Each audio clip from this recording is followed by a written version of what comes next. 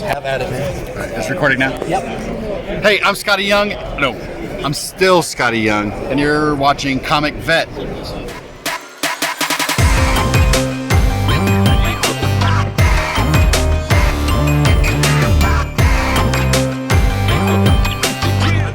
Hello, Comic Army. My name is Chris the Comic Vet. Hope this video finds you safe and well. Welcome to my favorite reads of 2024. The way I'm going to break this down is I'm going to have the top 5 from each 3 distinct categories. The first one is Marvel, the second one is DC, the third one is going to be Independence. Now, to qualify for this list, each book has to have at least 3 books released already in 2024. So that's going to eliminate a lot of great one-shots. It's also going to eliminate, sadly, some of those absolute titles that have been recently released from DC. At the time of the making of this video, there has been an absolute book that's actually reached issue number 3.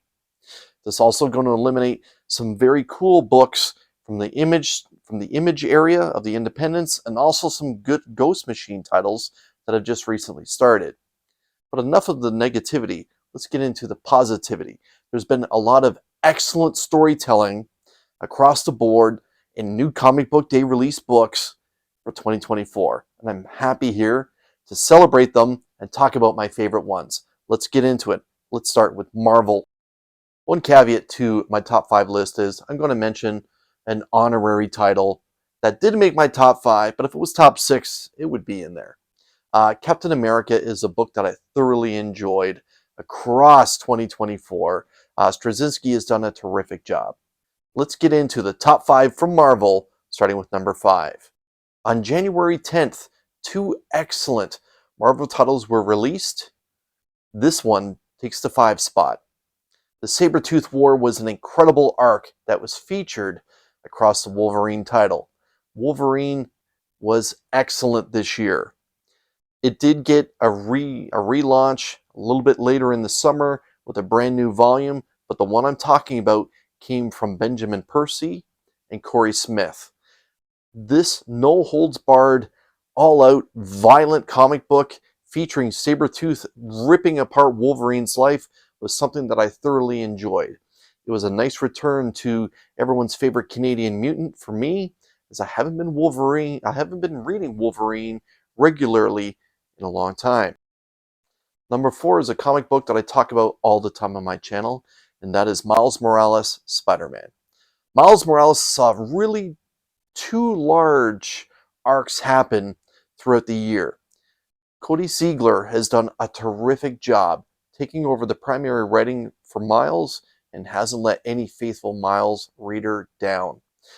This year the arc started with Gang War and then carried on into the summertime with Blood Hunt, whereas Miles actually became a vampire and has seen a lot of different characters come in and out of his title, including the Black Panther most recently, to try and help Miles.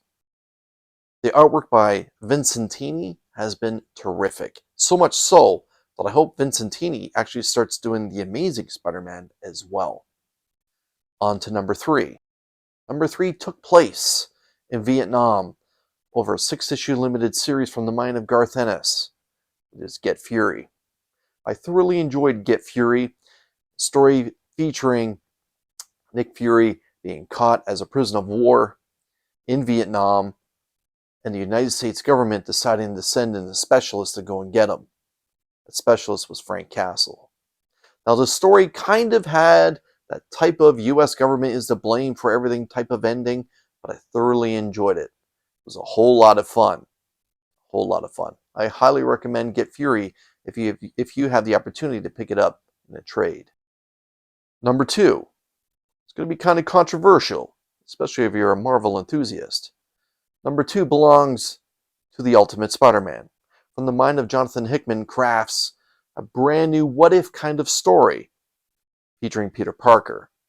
What if Peter Parker was never bit by the spider until he was in his 30s, happily married to MJ with a couple kids?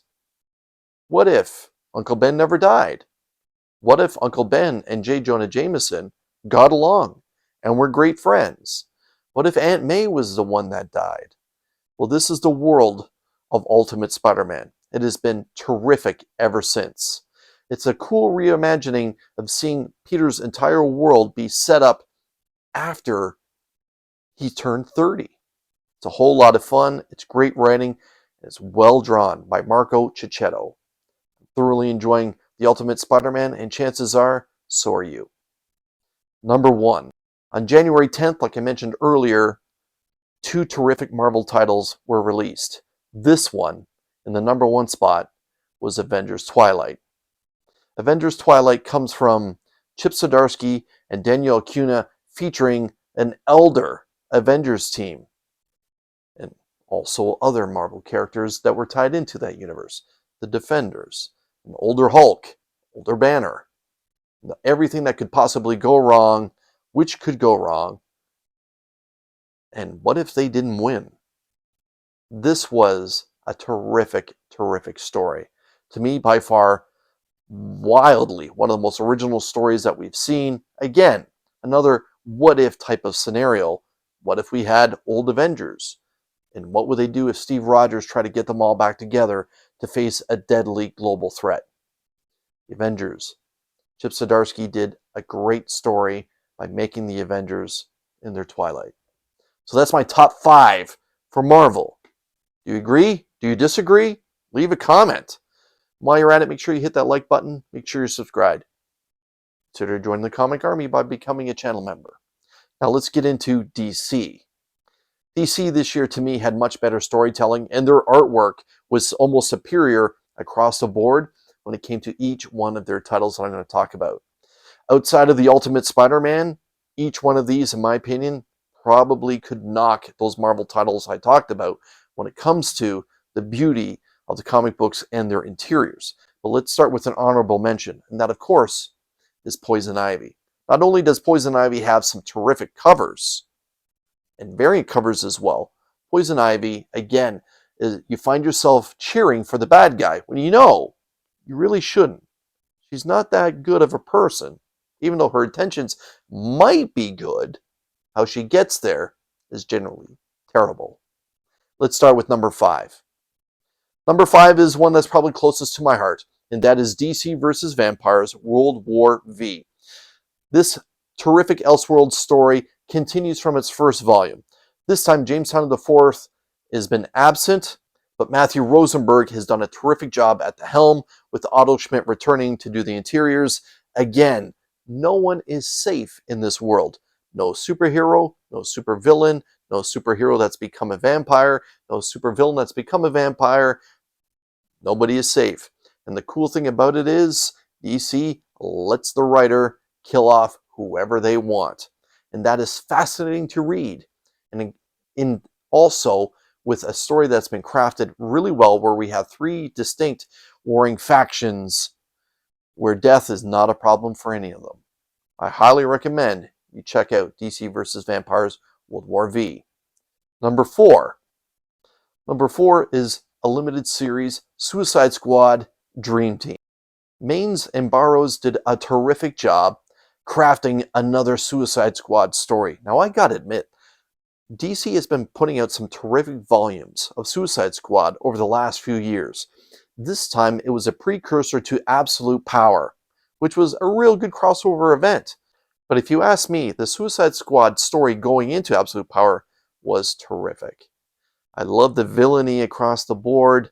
I love the fact that everyone really doesn't necessarily want to be there, but hey, this is what the Suicide Squad is all about. Number 3, it's the franchise title himself, Batman. Chip Zdarsky has actually had a pretty good run. Chip Zdarsky has had a handful of terrific artists, but the one that comes to mind is Jorge Jimenez, who I feel does a terrific job with Batman. Now, Batman has gone through a couple different arcs this year. The Joker Year 1, which I thought was originally something that was going to be not good, but it turned out to be solid. So the fact that I was poo-pooing it really made me put my foot in my mouth. It was a really good read, and I thoroughly enjoyed it. And now that we're dealing with the whole prisons thing going on right now with that arc, it's been solid. It's been really good.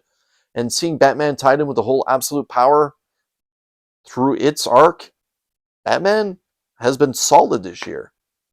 This is the first of a Batman title you're going to see on this list. And that leads me into number 2, the other Batman title, Detective Comics. This has been almost nothing short of something of a mastercraft storytelling by Rom V. This gothic opera has been terrific. There's been a few different artists throughout the time. Gilliam March comes to mind as one that was primary, but my goodness, Rom V told a story that went well beyond 20 issues, and every one of them was terrific. This is the type of story that when it gets released in an omnibus, I may have to pick it up. I'm happy to say that I read it from issue 1 to where it ended, the Rom V storytelling that is, and I'm happy to say Detective Comics has been left in good hands, as now we have a new writer, new creative team to finish up the year and lead into next year as Detective Comics approaches issue 1100. Now let's talk about number 1. I've been reading Wonder Woman for almost 10 years straight. Ever since the Finches took over, Meredith and David Finch, way back when, I've been reading Wonder Woman solid ever since, including picking up issues before the Finches run and reading some of those terrific arcs as well. I've been talking about Wonder Woman and how important she is, and that everyone should be reading Wonder Woman. Just because it's a female character doesn't mean that it's not terrific storytelling with absolute terrific artwork. Ever since Tom King has taken over with Daniel Sampere, finally, DC fans have been turned on to how fantastic Wonder Woman is. Kudos to Tom King and the whole US government conspiracy that Wonder Woman had to do with. Wonder Woman in 2024, in my opinion, hands down, is the best storytelling DC had to offer. What about you? What do you think? Do you agree with me? Are you surprised to see DC versus vampires there? Are you surprised to see a limited series like Suicide Squad there? Would you put Detective Comics above Wonder Woman? Do you think Action or Superman should have been in there as well? Leave a comment. I try to respond to every comment that gets left on my channel. And now it's time for the independents. The independents by far are the hardest ones to gauge into a top 5 list. There's so much more freedom when it comes to independent storytelling because they don't have to do with the history of a character, especially if it's a story that's kind of brand new or a character that's brand new. You build that world, either you hook people in or you don't. That's the whole great thing about independent comic storytelling. The honorable mention, of course, has to go to Brian K. Vaughan and Fiona Staples' Sci-Fi Legacy saga. Saga is a terrific story, and I hope that you're reading it. I hear all about it. I'm happy to read it myself. Just wish those breaks weren't as long as what they are. Number 5. Number 5 comes from the mind of Scotty Young. Not the hand, the mind of Scotty Young. Ain't No Grave was a paranormal western beautifully drawn by Jorge Corona. I really enjoyed the idea of a female lead set in a western with all kinds of violence that you would expect dealing with that type of genre. But the fact there was some supernatural elements thrown into it made the story a terrific read. The fact that it did not necessarily have a happy ending was the icing on the cake. I don't think there's going to be a sequel to Ain't No Grave. I'm just going to leave it at that. I highly recommend that you pick up Ain't No Grave. It was a terrific story. If you find the trade, it's worth the read. Number 4. Number 4 is one of the first Ghost Machine titles. It's Rook Exodus. I thoroughly enjoyed Jeff Johns and Jason Fabok's offering into that weird sci-fi world where masks meant everything and tribes meant even more. Rook Exodus was a terrific read. It was a part of a big super launch much earlier this year, and 2024 really showed how well executed Ghost Machine was. Happy to have it on this list. Number 3. It's a coming-of-age story that's just about to finish. If you happen to live through the skate culture of the early 80s, especially in California, Grommets is going to be a book that's definitely close to your heart. From the mind of Rick Remender and Brian Posen, who say that some of these tales actually happened to them. I hope not, because man oh man, some of these characters getting bullied to the point where they need to deal with weapons is mind-blowing. However, Grommets is a whole lot of fun. If you really enjoyed the skateboarding culture, this is a story for you. I really enjoy it. I'm looking forward to the final issue, which is going to be coming out very soon. I believe that's issue number 7. Grommets is a read worth picking up. Number 2 is Transformers. Number 2 is Transformers. Transformers is incredible. Daniel Warren Johnson continues to prove time after time after time that he is arguably not only the best penciler, but the best writer in independent comics today. Transformers kind of came almost out of nowhere in the Interdrawn universe with its hardcore storytelling and its soft spot for the human race. Starscream came up as a true terrorist and a magnificent villain, with Optimus Prime simply trying to play catch-up and almost get out of the way of what Starscream was doing. From there, the whole trying to take over and habitate the Earth along with human beings has been some excellent storytelling, especially when you sprinkle in the idea of G.I. Joe, Cobra, Void Rivals, the whole 9 yards, focusing in on the Transformers storytelling. Transformers, excellent. And the number 1 independent read, and actually my number 1 read overall for 2024, comes from Patrick Horvath. It's Beneath the Trees Where Nobody Sees, from IDW. Not very often does a book come along like Beneath the Trees. If you haven't read Beneath the Trees, you should probably stop watching this video and go find it. It's going to be on almost everyone's top 10 list.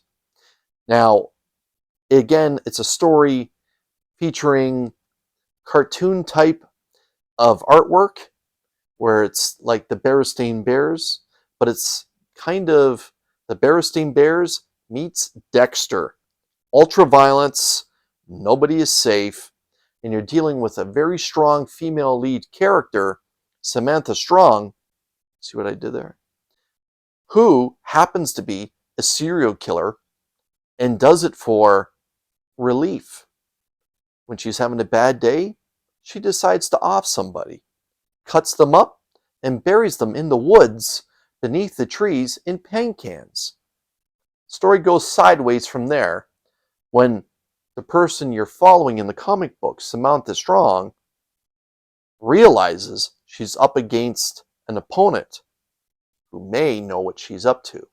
You find yourself cheering for the bad guy.